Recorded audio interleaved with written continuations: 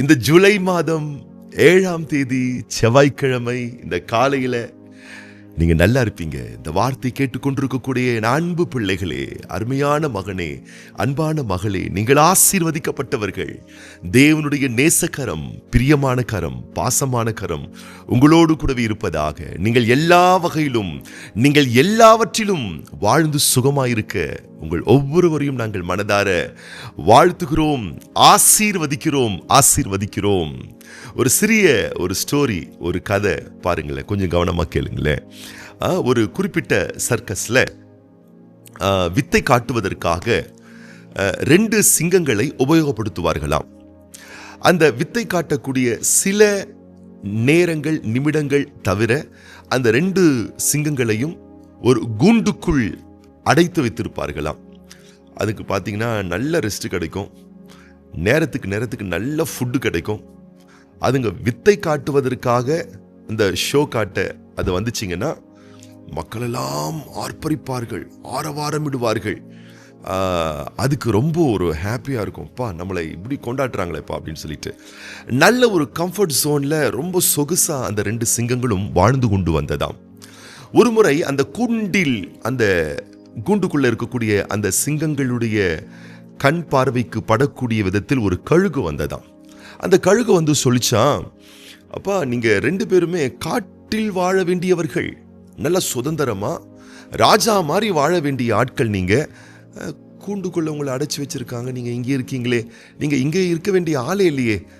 வாங்க 2 பேரும் வாங்க, நம்ம காட்டுக்கு போயிடலாம் அப்படின்னு சொல்லிட்டு சொன்ன உடனே ஒரு சிங்கம் சொல்லிச்சான், நான்லாம் வரலப்பா, இங்கே எனக்கு நல்ல சாப்பாடு கிடைக்குது, நல்ல ரெஸ்ட் கிடைக்குது, ஷோவில் போயிட்டு நான் நல்லா சர்க்கஸில் வித்தை காட்டினா நல்லா என்னை கொண்டாடுறாங்க, இது ரொம்ப ஹாப்பியாக இருக்குது, ரொம்ப சந்தோஷமாக இருக்குது, நான் இங்கேயே இருந்துடுறேன், நான் இப்படியே இருந்துடுறேன், நான் வெளியெல்லாம் என்னால் வரவே முடியாது அப்படின்னு ஒரு சிங்கம் சொல்லிச்சான். இன்னொரு சிங்கம் என்ன பண்ணிச்சான், இல்லை நான் வரேன், நான் காட்டுக்கு வரேன் அப்படின்னு சொல்லிட்டு அந்த கழுகோடு சேர்ந்து ஒரு சிங்கம் காட்டுக்கு போயிருச்சான். இப்போ காட்டுக்கு போனதான சிங்கம் அந்த காட்டினுடைய சூழல், தட்ப வெப்பநிலைகள், சுற்றுச்சூழலுக்கு ஏற்றாற் போல் தன் உடலமைப்பை மாற்றிக்கொண்டு அது போய் நல்லா காட்டில் வேட்டையாட பயிற்றுவிக்கப்பட்டு அதனுடைய இரையை தானே தேடிக்கொள்ளக்கூடிய அளவுக்கு நல்ல ஒரு வலிமையான சிங்கமாக மாறி மற்ற மிருகங்களோடு, பிராணிகளோடு நல்ல எப்படி நடந்துக்கணும் அப்படின்னு சொல்லிட்டு நல்லா கற்றுக்கொண்டு ஒரு தேறின நிலையில ஏறக்குறைய ஒரு ராஜா மாதிரி அந்த சிங்கம் கெத்தா அந்த காட்டுக்குள்ள வாழ்ந்துட்டு இருந்துச்சாம்.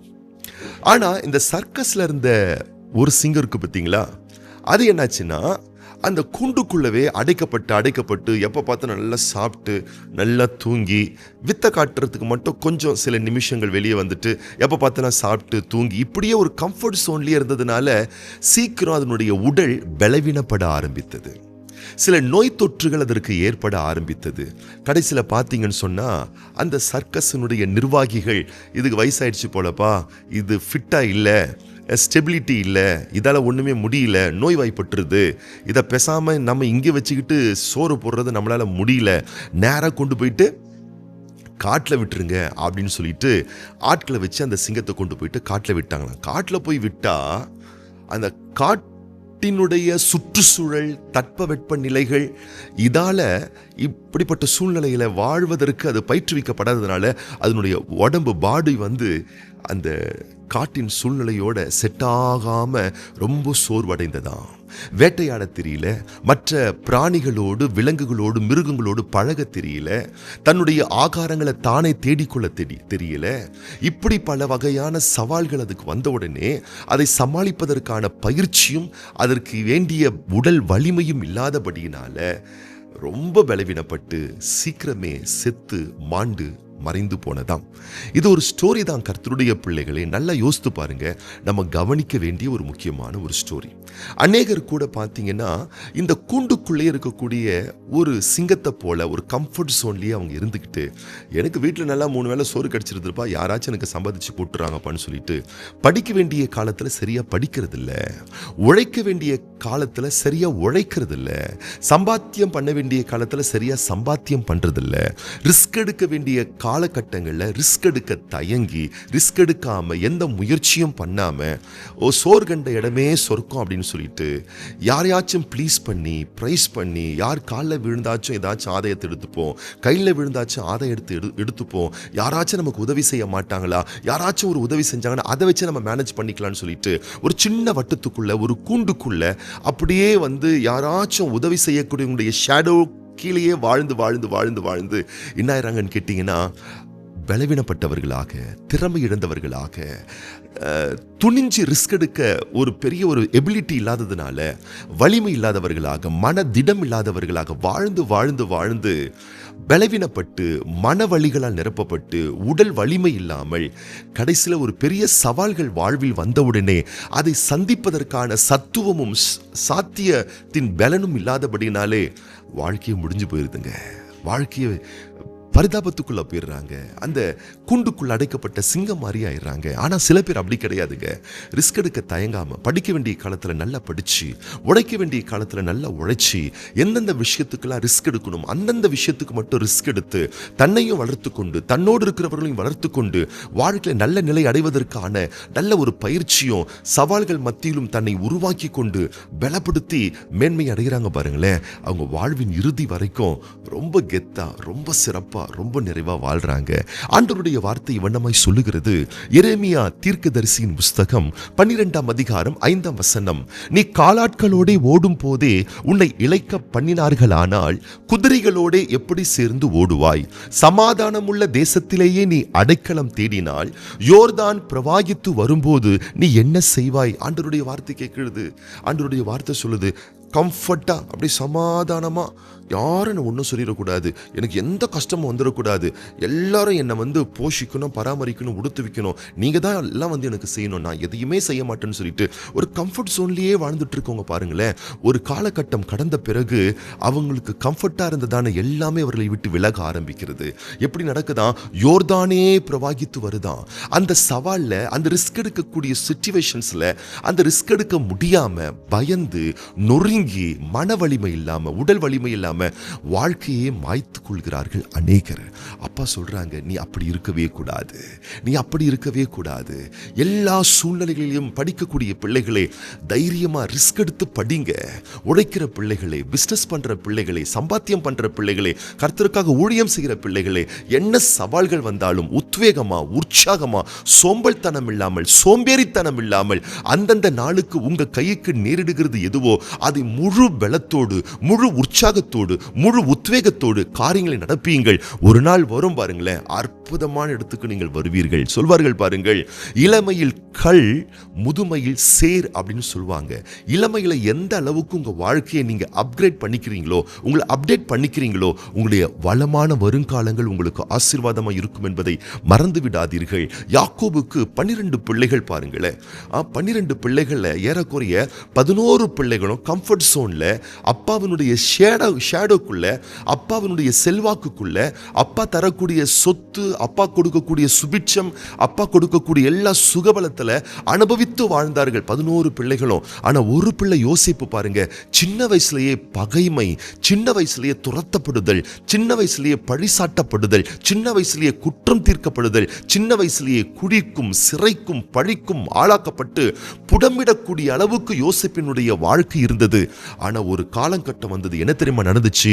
இந்த 11 சகோதரர்களுக்கும், அதாவது கம்ஃபர்ட் ஜோன்ல இருந்த 11 சகோதரர்களுக்கும் ரிஸ்க் எடுக்க தைரியம் கொண்டு வெளியே வந்து எல்லா புடமிடப்படக்கூடிய சூழ்நிலைகளிலேயும் தன்னை உருவாக்கி கொண்ட யோசேப்புக்கும் பெரிய வித்தியாசம் வந்துச்சுங்க. என்ன வித்தியாசம் வந்துச்சு? ரிஸ்க் எடுத்த யோசேப்பு ஒரு காலகட்டம் வந்தது, அப்பொழுது அவன் தன்னையும் நன்றாய் பார்த்து கொண்டான், தன் மனைவி பிள்ளைகளையும் நன்றாய் பார்த்து கொண்டான். ஏன்? தன்னுடைய அப்பா, தன்னுடைய சகோதரர்கள், தன்னுடைய குடும்பத்தை சேர்ந்த 70 பேரையும் நன்றாய் பார்த்து கொண்டான். ஏன்? பார்வோன் குடும்பத்தையே, ஏன் எகிப்து தேசத்தை, ஏன் உலகத்தையே போஷிக்கக்கூடிய அளவுக்கு வலிமையுள்ளவனாய் மாறிவிட்டான் யோசேப்பு. எதனால? ரிஸ்க் எடுக்க தயங்காம, துணிந்து, கைக்கு நேரிடுகிற சூழ்நிலைகளில் எது வந்தாலும் சரி அதன் மூலம் தன்னை அப்டேட் பண்ணிக்கிட்டான். ஆனா அப்பாவினுடைய ஷேடோவிலேயே வாழ்ந்த 11 பிள்ளைகள் பாருங்கள், பஞ்சம் வந்த உடனே அவங்களுக்கு வேண்டிய சாப்பாட்டை அவங்களாலேயே தேர்வு செய்து கொள்ள முடியவில்லை, எடுத்துக்கொள்ள முடியவில்லை. ரொம்ப பலவீனப்பட்டு போனாங்க, ரொம்ப பாதிக்கப்பட்டு போனாங்க. கடைசி வரைக்கும் பார்த்தீங்கன்னு சொன்னா யாரோ ஒருத்தருடைய ஷேடோக்குள்ள இருந்துதான் வாழக்கூடிய ஒரு பரிதாபமான நிலைகள் அந்த 11 சகோதரர்களுக்கு இருந்தது. என் அன்பு தேவனுடைய பிள்ளைகளே, இந்த ஜூலை மாதம் 7ஆம் தேதி, இந்த செவ்வாய்க்கிழமை உங்களுக்கு என்ன பொறுப்புகள் கொடுக்கப்பட்டிருக்கிறது, கடமைகள் கொடுக்கப்பட்டிருக்கிறது, அதை தள்ளி போட்டுக்கிட்டே இருக்கீங்களா? படிப்பு சார்ந்த விஷயத்தை தள்ளி போட்டுக்கிட்டே இருக்கீங்களா? உழைப்பு சார்ந்த விஷயத்தை தள்ளி போட்டுக்கிட்டே இருக்கீங்களா? உங்க உத்தரவாதத்தை, உங்க சொந்த கடமைகளை, நீங்க நிறைவேற்ற வேண்டிய காரியங்கள், சவால்களை செய்து முடிக்க தயக்கம் காட்டிக்கிட்டே இருக்கீங்களா? முதுகு காட்டிகிட்டே இருக்கீங்களா? ரிஸ்க் எடுக்க தயங்கி தயங்கி தயங்கி ஒரு சின்ன வட்டத்துக்குள்ள பதுங்கி கிடக்கிறீங்களா? எழும்புங்கள் கர்த்தருடைய பிள்ளைகளை, எழும்பி பிரகாசியுங்கள். உற்சாகத்தோடு, உத்வேகத்தோடு காரிய கடமைகளை பெஸ்டா, உங்களால என்னென்ன வேலைகளை பெஸ்டா செய்யணுமோ, செய்ய முடியுமோ அதை இன்னைக்கு நீங்க செய்யுங்க. ஏன்னா நாளைய உங்களுடைய எதிர்காலம் என்பது இன்றைய உழைப்பில் இருக்கிறது என்பதை மறந்து விடாதீர்கள். நாளைய உங்களுடைய பிழைப்பு இன்றைய உங்களுடைய உழைப்பில் இருக்கிறது என்பதை நீங்கள் மறந்து விடாதிருங்கள். ஆண்டவர் உங்களுக்கு நல்ல சுகத்தை கொடுத்திருக்காரு, பலத்தை கொடுத்திருக்கிறாரு, உங்களால் முடிந்ததை செய்யக்கூடிய ஆற்றலை கொடுத்திருக்கிறார். ஆகவே எப்போ பார்த்தாலும் படுத்துக்கணும், எப்போ பார்த்தாலும் இந்த ஃபோனை நோண்டிக்கிட்டு, எப்போ பார்த்தாலும் 4 பேர்கிட்ட ஃபோனை பேசிக்கிட்டு, கடலையை போட்டுக்கிட்டு நேரங்கள், டயங்கள், காலங்களை வீணாக்காதீங்க, விரயமாக்காதீங்க. இன்றைய ரட்சண நாள், இன்றைக்கு தேவனுடைய ரட்சிப்பையும் நன்மையும் சுகத்தையும் சமாதானத்தையும் அவர் தரக்கூடிய விவேகத்தையும் பெற்று நீங்கள் செயல்பட வேண்டிய நாள். செயல்படுங்க, காரியத்தை நடப்பீங்க, முன்னோக்கி செல்லுங்கள். கர்த்தருடைய பலன் உங்களோடு கூடவே இருக்கிறது. உங்களுக்கு இருக்கிற இந்த பலத்தோடு கூட நீங்கள் போங்கள். என்னென்ன காரியத்தை செய்ய முடியுமோ பெஸ்டா செய்யுங்க. நாளைய தினம் உங்களுடைய தினம் என்பதை மறவாதிருங்கள். இன்றைய உங்களுடைய வேலைகள், பணிகள், காரிய கடமைகள் மிக நேர்த்தியாக அமைய, சீரும் சிறப்புடன் நீங்கள் வாழும்படி உங்கள் ஒவ்வொருவருக்காக நாங்கள் ஜெபம் பண்ண போறோம். அது போலவே இன்றைக்கு பிறந்தநாள் காண்கின்ற நம்முடைய அன்பு சகோதரர் சம்பத்ராஜ், அன்பு சகோதரர் வி மகேஷ்குமார், அன்பு சகோதரர் தியாகு எபினேசர், அன்பான சகோதரி ஒய் சுகப்பிரியா எலிசபெத், அன்பு சகோதரி எம் ரேவதி, அது போலவே இன்னைக்கு திருமண நாள் காண்கின்ற நம்முடைய அன்பு சகோதரர் R Ramesh, sister R Girija, அன்பு சகோதரர் ஜோயேல், சிஸ்டர் ஜே யுவராணி தம்பதியார், அன்பு சகோதரர் சவுந்தரராஜன், சிஸ்டர் சக்கீலா தம்பதியார், இவங்கெல்லாம் இன்னைக்கு திருமண நாள் காணவிருக்கிறாங்க. உங்களுக்காக, இவங்களுக்காகவும் விசேஷமா நம்ம ஜெபம் பண்ண போறோம். கண்களை மூடி நம்ம ஜெபம் பண்ணலாமா? எங்கள் அன்பின் பரிசுத்தமுள்ள தூய தகப்பனே, திருக்குமாரன் இயேசு கிறிஸ்துவின் நாமத்தினாலே சமூகத்தில் வருகின்றோம். விசேஷமாக இந்த ஜூலை மாதம், இந்த 7ஆம் தேதி, இந்த செவ்வாய்க்கிழமை, இந்த வார்த்தை கேட்டுக்கொண்டிருக்கக்கூடிய ஒவ்வொருவரையும் வலக்கரம் நீட்டி தொட்டு நிறுத்தாமே ஆசீர்வதிப்பீராக. தேவரீருடைய ஆசீர்வாதம் உடைய பிள்ளைகள் மேல் இருப்பதாக. இந்த நாளிலும் ஆண்டவரே ஒரு சொகுசான, ஒரு கம்ஃபர்டான, இந்த இடம் நமக்கு ரொம்ப சொகுசா இருக்குப்பான்னு சொல்லிட்டு தங்களுடைய திறமைகள், திராணிகளை உபயோகப்படுத்தாமல் அப்படியே ஆண்டவரே ஒரு கம்ஃபர்ட் ஜோன்லயே இருந்து தங்கள் வாழ்க்கையை பாதித்துக் கொள்ளாதபடிக்கு, படிக்க வேண்டிய காலத்தில் படிக்க, உழைக்க வேண்டிய காலத்தில் உழைக்க, என்னென்ன விஷயத்துக்கு ரிஸ்க் எடுத்து செய்யணும் அந்த காரியத்தை செய்ய வேண்டிய திறமையையும், திராணியையும், பலத்தையும், சுகத்தையும், ஆற்றலையும் ஒவ்வொரு பிள்ளைகளுக்கும் நீர் தருவீராக. எங்கள் ஆண்டவர் இயேசு கிறிஸ்துவின் வல்லமையும் அதிகாரமும் ஆசீர்வதிக்கப்பட்ட நாமத்தினால உம்முடைய நீட்டப்பட்ட கரங்கள் ஆண்டவர் இந்த வார்த்தை கேட்கிற, என்னோடு சேர்ந்து ஜெபிக்கிற ஒவ்வொரு பிள்ளைகள் மேலும் உம்முடைய அளவில்லாத ஆசீர்வாதங்கள் வெளிப்பட வேண்டும் என நாங்கள் ஜெபிக்கின்றோம் ஐயா. தேவரீர் அருளக்கூடிய வேதனைகளற்ற வாதைகளற்ற நன்மைகளை நீர் உம்முடைய பிள்ளைகள் வாழ்வில் தந்து உம்முடைய பிள்ளைகள் செய்ய வேண்டிய காரிய கடமைகளை மிக மேன்மையாய் செய்ய வேண்டிய ஆற்றலையும் பலத்தையும் அளவில்லாமல் நீர் தந்து நீர் உம்முடைய பிள்ளைகளை கனப்படுத்த வேண்டுமென உம்முடைய பாசமுள்ள கரத்தில் நாங்கள் ஒப்புக் கொடுக்கிறோம் ராஜா. விசேஷமாக இந்த நாளில் இன்றைக்கு பிறந்த நாள் காண்கின்ற, திருமண ஆண்டுகள் காண்கின்ற ஒவ்வொரு பிள்ளைகளுக்காக நாங்கள் ஜெபிக்கின்றோம் ஐயா. ஆண்டுகளை நன்மைகளால் முடிசூட்டுகிறவரே, வருடங்களை நன்மைகளால் முடிசூட்டுகிறவரே, அன்பான பிள்ளைகளுக்கு நீங்க தந்திருக்கக்கூடிய இந்த ஆண்டையும் இந்த வருஷத்தையும் அனைத்து ரகமான நன்மைகளால் ஆசீர்வாதங்களால் முடிசூட்டி காலமெல்லாம் உடைய பிள்ளைகள் களி கூர்ந்து மகிழ்ந்திருக்கும்படி புதிய வளமான ஆசீர்வாதங்களை தந்து மேன்மைப்படுத்த வேண்டுமென பிதா குமாரன் பரிசுத்த ஆவியானவருடைய தெய்வீக திருநாமத்தினால உடைய பிள்ளைகள் ஒவ்வொருவரையும் நாங்கள் மனதார வாழ்த்துறோம், ஆசீர்வதிக்கிறோம். ஸ்நேக நேச பிரிய பாசமுள்ள கரத்தில் ஒப்புக் கொடுக்கிறோம். ஆண்டவர் இயேசு கிறிஸ்துவின் ஆசீர்வதிக்கப்பட்ட நாமத்தினாலே வாழ்த்தி ஜெபிக்கிறோம் எங்கள் நல்ல பிதாவே. ஆமீன், ஆமீன், ஆமீன். நல்லா இருப்பீங்க, நல்லா இருப்பீங்க. இன்னைக்கு நீங்க ரொம்ப ரொம்ப நல்லா இருப்பீங்க.